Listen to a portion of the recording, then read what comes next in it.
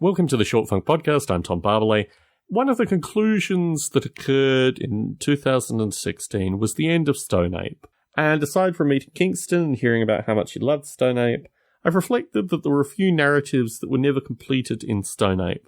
There were a few narratives that were started with the hope that they would be completed through Stone Ape, but just the way things deteriorated, they weren't completed there. And there's the potential for Stone Ape listeners who still want to hear more about those narratives. I just feel Short Funk is not the ideal means to do this because I need to explore them in a great degree of detail. And I've been reflecting on whether I need another podcast in my life. Now, part of getting rid of Stone Ape was associated with a simplification, was associated with getting more time on my hands. I mean, certainly these podcasts, in terms of recording and producing, take a certain degree of time.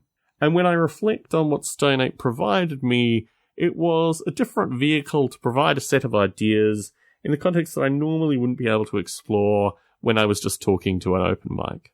Now, Stone Ape is something independent of me talking with Heronstone. People have often talked to me about Stone Ape as a project, as what do I hope to get out of it and this kind of thing, or what I hope to get out of it.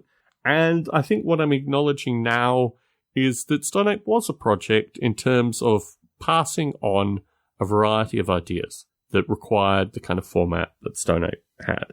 And I reflect in starting a new podcast with a new co-host associated with the ideas that this co-host will bring to the environment as well. All TBD. It may seem a little arrogant even to assume that I could find a co-host just in my broader friendship group.